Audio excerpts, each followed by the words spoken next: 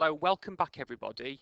On the board, what you'll now be able to see on your screen are the questions that you need to be able to answer for the next part of the assignment brief.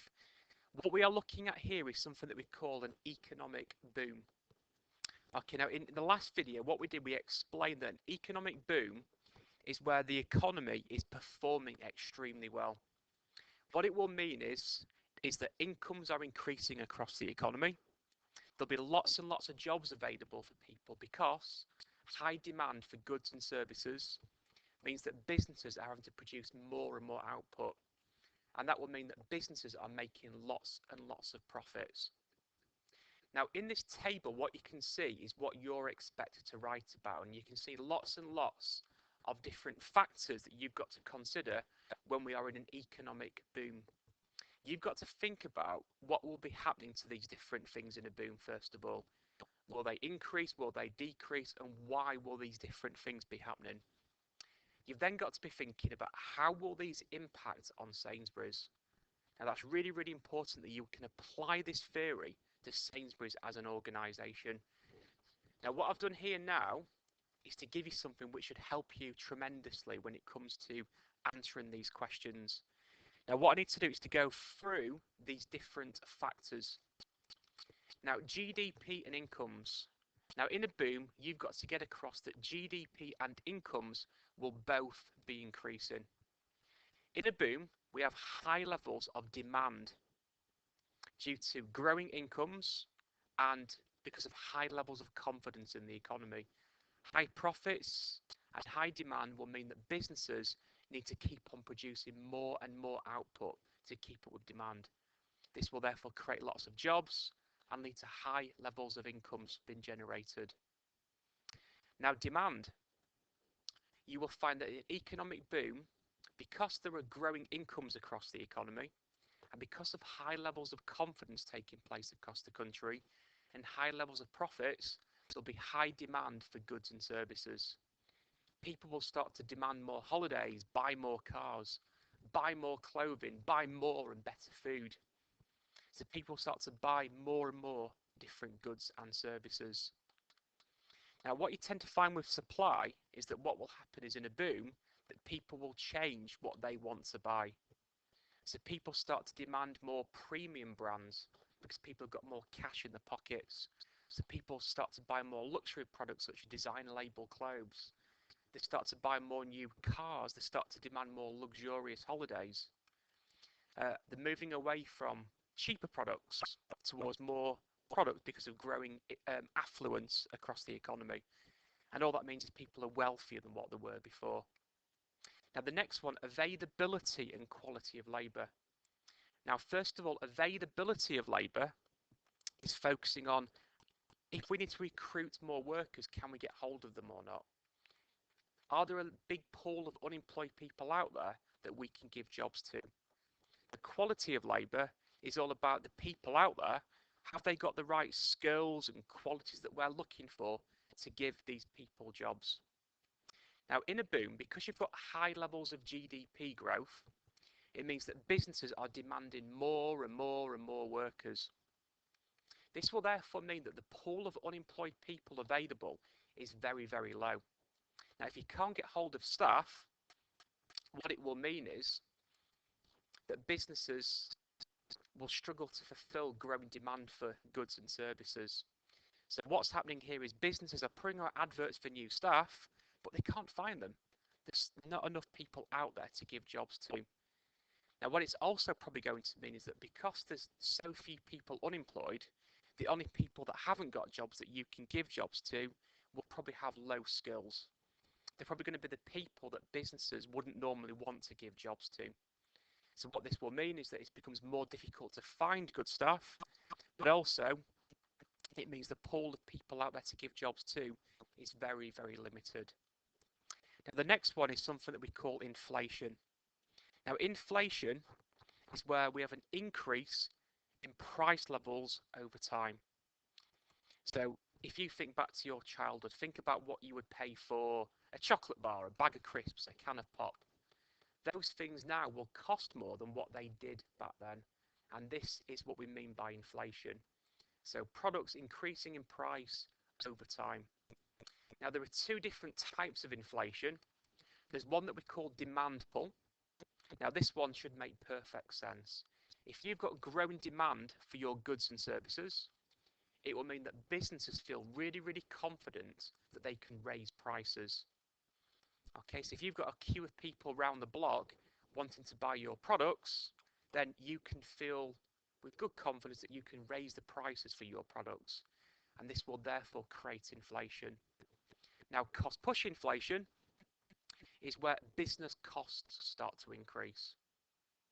So this could be, for example, you've got to pay more as a supermarket to put your products on the shelves. It could mean, for example, that your workers are costing you more because their wage rates have increased. That would mean that you've got to raise your prices to reflect these new higher costs of production. Now, with an economic boom, you will generally see inflation starting to increase. So rather than price levels growing at, say, 2% per year, you might find that price levels grow at 4 or 5 or 6% per year. And this is because of both demand pull and cost push reasons. In a boom, high demand for goods and services will increase price levels because businesses will raise prices due to growing demand for their products. But also on top of that, because there's so few unemployed people out there, it means that businesses, to attract new staff, have probably got to give them higher rates of pay. And those higher wage rates will mean they've got to raise prices to take into account their higher business costs.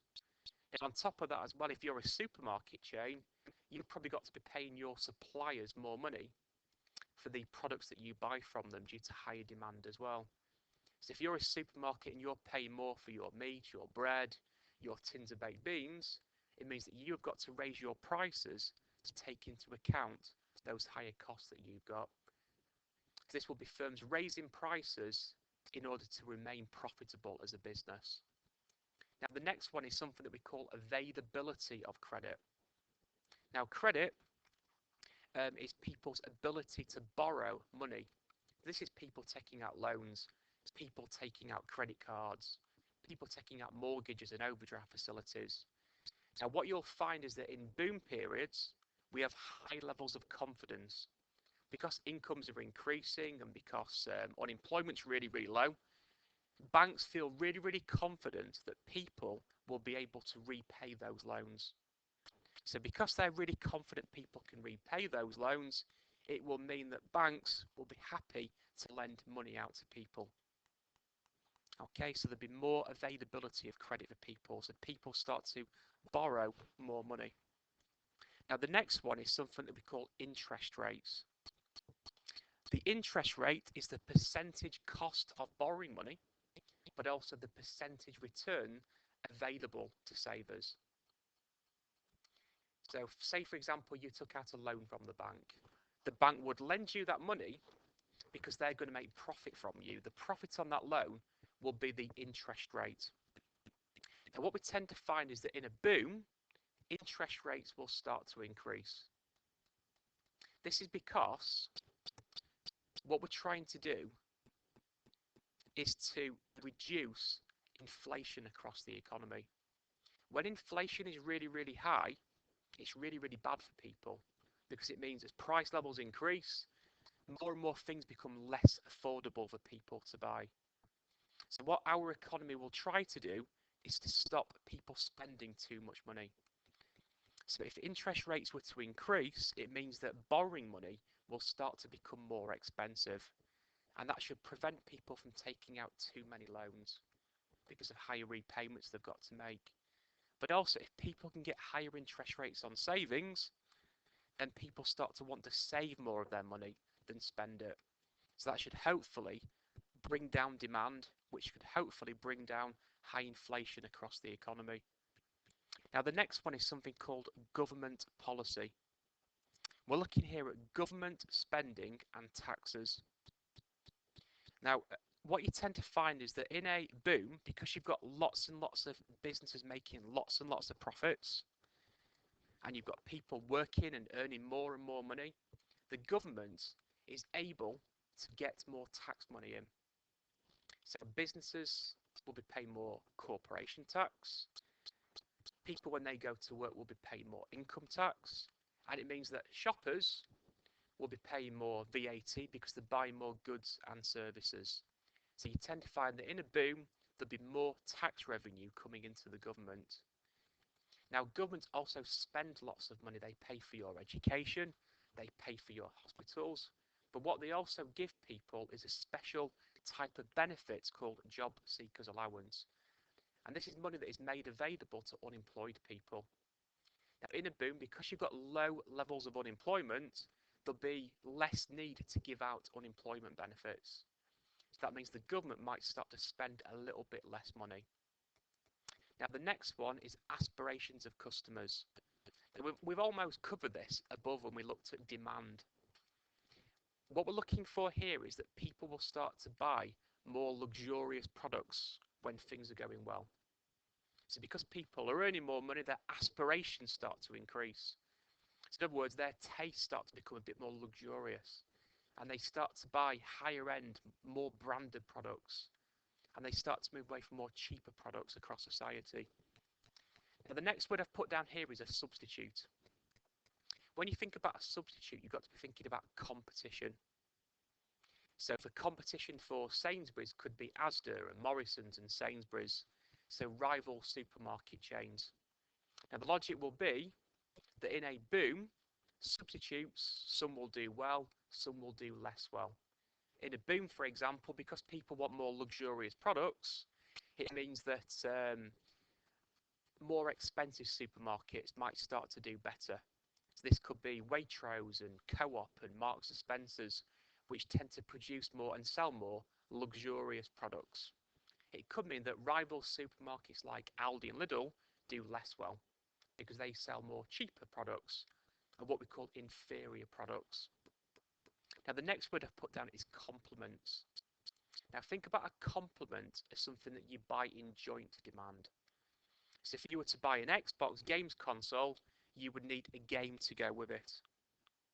Now, in a boom, because people are buying more luxurious products, that will then raise the demand for other products alongside those things in the economy. So if people are demanding more foreign holidays because they're earning more money, demanding more of them luxurious products, they'll start to demand more foreign currency. They might start to demand more summer clothes that they can take on their holiday. Now, guys, hopefully what that has done, it's given you all the ammunition that you need to fill in the increasing, decreasing, and wide column of this table. The next video will look at how these will impact on Sainsbury's.